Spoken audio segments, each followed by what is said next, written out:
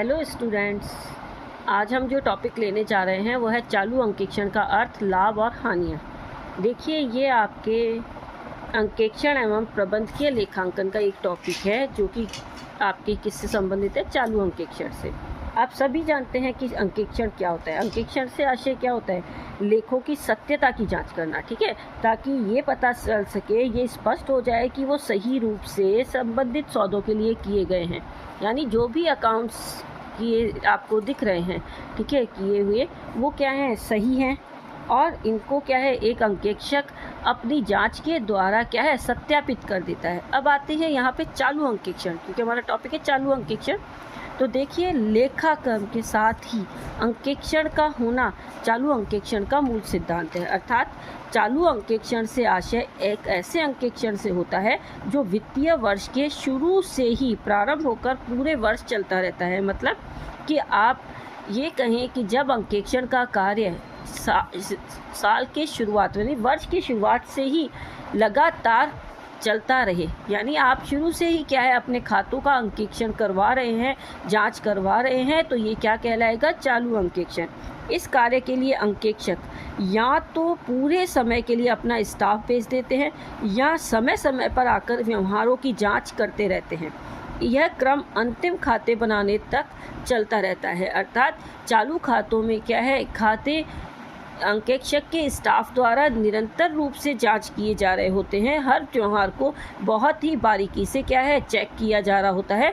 और कभी कभी ऐसा भी होता है कि अंकेक्षक समय समय पर, यानी कुछ अंतराल रख सकता है, जो कि उसके हिसाब से, कार्य के बंटवारे के हिसाब से 15 दिन, महीना, कितना भी हो सकता है, ये कोई बड़ी बात नहीं है। यानी निरंतर जांच होती रहती है, ठीक है। परिभाषा दे रखी है बिग ने, जो कि है बिग के अनुसार चालू अंकेक्षण वह अंकेक्षण है जिसमें अंकेक्षक का स्टाफ वर्ष भर खातों की जांच में निरंतर व्यस्त रहता है। मतलब वो सारे वर्ष भर क्या है, उन खातों की जांच करता रहता है। स्पाइसर और पैगलर की परिभाषा देखिए। स्पाइसर और पैगलर क्या कहते हैं? चालू अंकेक्षण वह अंकेक्षण है जिसमें अंकेक्षण का स्टाफ क्या है, वर्ष भर लेखों की जांच में निरंतर व्यस्त रहता है, जहां अंकेक्षक वित्तीय वर्ष में स्थायी समयांतर पर या तो समय समय पर आकर क्या है, अंतरिम अंकेक्षण करते रहते हैं। तो ये क्या है, आपके चालू अंकेक्षक की दो परिभाषाएं जिन्हें आपको याद करना है, जिसमें एक है बिग की और एक है स्पाइसर और पैगलर की। ये दोनों ही परिभाषाएं इंपॉर्टेंट है। इनका निष्कर्ष आप परिभाषाओं का जरूर लिखा करें। आपने अभी तक जो भी अर्थ में लिखा है, जितना मैंने आपको यहाँ आपको कुछ पॉइंट्स बताए हैं, वो आप जरूर याद करके जाए। देखिए, चालू अंकेक्षण से तात्पर्य लेखा पुस्तकों का नियमित और सतत मूल्यांकन है, ठीक है। ध्यान रखें, क्या है ये? नियमित भी है और सतत भी है, जो लेखांकन के सिद्धांतों और नियमों के अनुसार उनकी सत्यता, शुद्धता और विश्वसनीयता सुनिश्चित करने के लिए की जाती है। यह सतत अंकेक्षण भी कहलाता है। यानी हम इसे क्या कहते हैं? सतत। चूंकि निरंतर चल रहा है ना, तो इसे सतत अंकेक्षण भी कहा जाता है। अब इसके लाभ क्या हैं? जब आपने अर्थ अच्छे से समझ लिया तो आप खुद समझ सकते हैं कि अगर खाते अंकेक्षक के द्वारा क्या है, समय समय पर या निरंतर जांच किए जा रहे हैं, तो क्या होगा? खातों की विस्तृत और गहन जांच संभव हो पाएगी, ठीक है। यानी चालू अंकेक्षण से खातों की विस्तृत और गहन जांच संभव हो पाती है। अगर अंकेक्षक निरंतर जांच कर रहा है तो वो अपने कार्य को क्या है, उसे पता है कि उसे अपना कार्य कितने समय में करना है, पूरे वर्ष में समय में करना है, तो वो अपने इस कार्य को क्या है, बांट लेता है कि कब कब खातों का अंकेक्षण जाके किया जाए। संस्था में कब कब जाकर क्या है, खातों की जांच लगातार करते रहेंगे, तो उसका समय बांट लेता है। अपने कार्य को क्या है, बांट लेने से उस पर जो अनुचित भार, ठीक है, यहाँ पे भार का मतलब ये नहीं है कि उसके ऊपर प्रेशर है, उसका वर्क है, क्या है, उसका दायित्व है खातों को गहनता से जांच करना। परंतु जब वो एक थोड़े से समय में उस काम को करेगा, तो उस पर एक तरह से अनुचित भार होता है, जिसको कि चालू अंकेक्षण में क्या है, बांटकर इस भार को, अनुचित भार को खत्म कर दिया जाता है। यानी उसे आराम से अब समय मिल चुका होता है धीरे धीरे जांच करने का। सतत अंकेक्षण के द्वारा व्यापारी के लेखों से प्राप्त संस्था की निरंतर जानकारी में कोई भी महत्वपूर्ण तथ्य या बात छूटने की संभावना कम होती है। आप जान ही सकते हैं, जो आप लगातार जांच कर रहे हैं तो कोई भी व्यवहार जो हुआ है उसकी क्या है, तुरंत अगर उसमें कोई कमी रह गई है तो वो तुरंत ही क्या है, दूर करवाई भी जा सकती है। तो बात यहाँ पे महत्वपूर्ण तथ्य छूटना भी क्या है, कम हो जाता है कि कोई तथ्य छूटा भी है क्या। सतत अंकेक्षण द्वारा नियमित जांच होते रहने से वर्ष भर के अंत में तुरंत ही अंकेक्षित रिपोर्ट प्रस्तुत हो जाती है, जो व्यवसाय और अंकेक्षक दोनों को ही क्या है, मदद करती है। देखिए, निरंतर अंकेक्षण करने से क्या होगा, लगातार उसकी जांच का एक पोर्शन क्या है, वो तैयार होता रहेगा, रिपोर्ट उसकी तैयार होती रहती है। लास्ट जब फाइनल रिपोर्ट बनानी होती है तो क्या है, उसका सारा काम बहुत जल्दी कंप्लीट हो जाता है। केवल व्यवसाय के लिए नहीं, ये अंकेक्षक के लिए भी बहुत सही है कि समय पर क्या है, रिपोर्ट तैयार हो जाए, जल्दी रिपोर्ट तैयार हो जाए, जिससे कि क्या है, व्यवसाय और अंकेक्षक आगे के लिए, व्यवसाय के लिए योजनाएं बना सकें। ठीक है, व्यवसाय अपनी योजनाएं बनाएगा, अंकेक्षक निरंतर जांच की अगर उसे फिर से रखा जाएगा, अगर उसे अगले साल फिर से रखा जाना है तो उसके लिए भी उसके क्या है, योजनाएं बनाएगा। यानी दोनों के लिए क्या है, ये फायदेमंद है। एक चालू अंकेक्षण में खातों की निरंतर और गहन जांच होती है, जिससे कर्मचारी अपना कार्य अधिक ईमानदारी, सतर्कता और कुशलता से करते हैं। ये बात तो बिल्कुल सही है कि भाई आपको पता है, यानी कर्मचारियों को जब ये पता है कि हमारे खातों की कभी भी जांच हो सकती है तो वो बहुत ही सतर्कता से काम करते हैं, ईमानदारी से काम करते हैं, और ऐसा करते समय वो क्या है, उनकी कार्य कुशलता भी और कार्य क्षमता भी क्या है, बढ़ती है। फिर आता है अशुद्धियों और गबन का भी शीघ्र पता लगाया जा सकता है। बहुत ही सही है। अंकेक्षक द्वारा विस्तृत एवं गहन जांच के फलस्वरूप आंतरिक प्रणाली का अधिक ज्ञान होने लगता है, जिससे वह संस्था को उपयोगी सलाह देता है। देखिए, यहाँ अंकेक्षक का स्टाफ या अंकेक्षक स्वयं बार बार आकर संस्था में क्या है, निरंतर जांच करता है। एक हमने इसका अर्थ भी समझा है ना कि कई बार स्टाफ का क्या है, यानी जो अंकेक्षक है उसका स्टाफ इस संस्था में हमेशा निरंतर आता ही रहता है, यानी यहाँ उसे स्टाफ लगातार उसके साथ काम कर रहा है, तो वो जो दिन प्रतिदिन के कार्य हैं उनको बारीकी से देखना शुरू कर देते हैं। तो वहाँ पे क्या है, वो अब उनका स्टाफ या अंकेक्षक स्वयं क्या है, सलाह देने के लिए भी क्या है, संस्था को तैयार हो जाते हैं, ताकि संस्था उन कपट को, गबन को या महत्वपूर्ण कोई ऐसी सलाह है जो उसके लिए, संस्था के लिए अच्छी है, वो क्या है, दे सके। तो और यहाँ एक बात का ध्यान जरूर दे कि अंकेक्षक को सलाह केवल तभी देनी चाहिए जब संस्था या प्रबंधक उससे मांगे।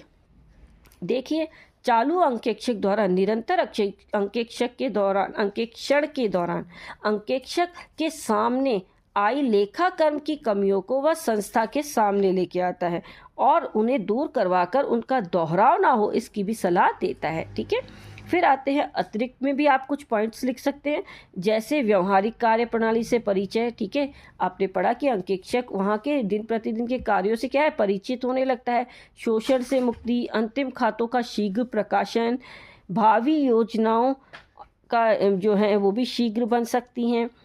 अशुद्धियों और गबन का लंबे समय तक का प्रभाव नहीं पड़ता, यानी अशुद्धि और गबन अगर हुए हैं तो उसका प्रभाव लंबे समय तक नहीं पड़ पाता। लघु व्यवसाय के लिए उपयुक्त गहन और विस्तृत जांच जहाँ जरूरी हो वहाँ भी क्या है, ये अंकेक्षण बहुत यानी कहें कि कार्य करता है, या ये कहें कि बहुत महत्वपूर्ण होता है। ठीक है, फिर आता है आपके अंकेक्षण की हानियाँ। चालू अंकेक्षण की हानियाँ क्या हैं? आपने अभी जब अर्थ को बहुत अच्छे से समझ लिया, तो चालू अंकेक्षण नियमित या समय अंतराल पर, जिसे हम कह रहे हैं नियमित समय अंतराल पर होने पर, जब जहाँ तक के खाते, यानी आप हिसाब किताब की जहाँ तक जिस समय की जांच हो चुकी है वहाँ तक के कर्मचारियों को पता है कि ये वाली जो जांच हो गई है, वहाँ तक की जांच को अब वापस से खोला नहीं जाएगा। तो जब अगर उन्हें, जो कि हमारे बेईमान कर्मचारी होते हैं, जो कि क्या हैं, आपके ऐसे कर्मचारी हैं जो कि क्या है, गबन या कपट के क्या है करना चाहते हैं जानबूझ के, वो क्या करते हैं, वो उन खातों को जो अंकेक्षित हो चुके हैं बाद में उन्हें बदल लेते हैं। ठीक है, तो क्योंकि उन्हें ये विश्वास है कि वो क्या है, इन खातों की अब दोबारा जांच तो होगी नहीं।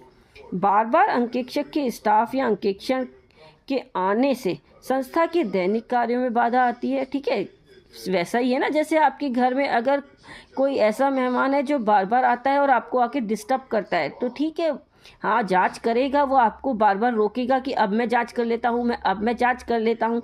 तो क्या है, इससे स्टाफ का काम क्या है, रुकता है। ठीक है, जो कर्मचारी हैं उनके कार्यों में बाधाएं आती हैं।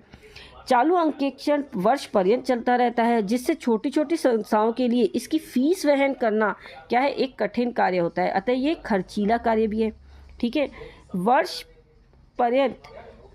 हाँ, एक और पॉइंट है, जो संस्था के कर्मचारी अंकेक्षक के स्टाफ के बार बार आने से उनकी कमजोरियां पहचानने लगते हैं और चालाक और जो बेईमान कर्मचारी हैं वो गबन को छुपाने में सफल हो जाते हैं। क्यों? क्योंकि कर्मचारी के स्टाफ जो कर्मचारी हैं वो अंकेक्षक के स्टाफ से क्या है, उनको पहचानने लगते हैं। तो जब आपस में वो पहचान लेते हैं तो जो अंकेक्षक के स्टाफ के कर्मचारियों का जो क्या है, उनकी जो कमजोरियां हैं वो भी कई बार क्या है, उनको जो कहते हैं ना बेईमान व्यक्ति जो हैं वो इन्हें पहचान लेते हैं और वो इनका फ़ायदा उठाते हैं।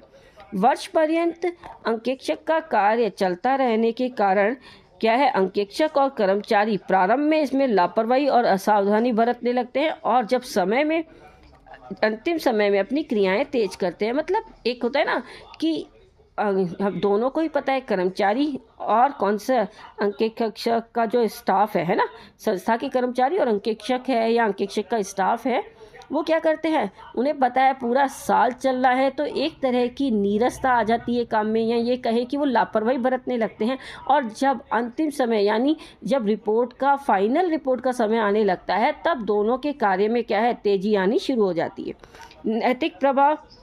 नैतिक प्रभाव में भी कमी कई बार यहाँ देखी जाती है। कर्मचारी और अंकेक्षक आपस में मैत्री या दुश्मनी जैसा संबंध बना लेते हैं। ठीक है, क्योंकि कर्मचारी हैं जो कि आप जानते हैं संस्था के कर्मचारी हैं, और यहाँ पे एक और कर्मचारी आ रहे हैं, कौन से, अंकेक्षक के जो स्टाफ के कर्मचारी हैं। यानी अंकेक्षक का स्टाफ और इनका स्टाफ आपस में या तो कैसे भाई भाई वाला सिस्टम या भाई और दुश्मन वाला सिस्टम ऐसा बना लेते हैं, जिससे कि क्या है, इनका जो संबंध बनता है कई बार वो क्या है, संस्था को नुकसान पहुंचाता है। दोस्ती भी और आपस की इनकी दुश्मनी तो क्या कहें, पर हाँ जो एक मनमुटाव इनके बीच का होता है या एक बहुत अच्छी जो दोस्ती हो जाती है, दोनों ही कई बार संस्था के लिए नुकसानकारी हो सकते हैं। ठीक है, फिर आता है आपके जो कि अंकेक्षक के जो हैं चालू अंकेक्षण के आपके लाभ और हानियां लिख लेने के बाद आप इनका भी निष्कर्ष जरूर लिखें, और इस निष्कर्ष में आप चालू अंकेक्षण का अर्थ शामिल करते हुए इनके लाभ और हानि का जो कि आपका स्वयं का सारांश होगा, वो अवश्य प्रश्न के नीचे जो कि है आपके ख़त्म करते समय क्वेश्चन को आप उसे ज़रूर लिखें। Okay, thank you.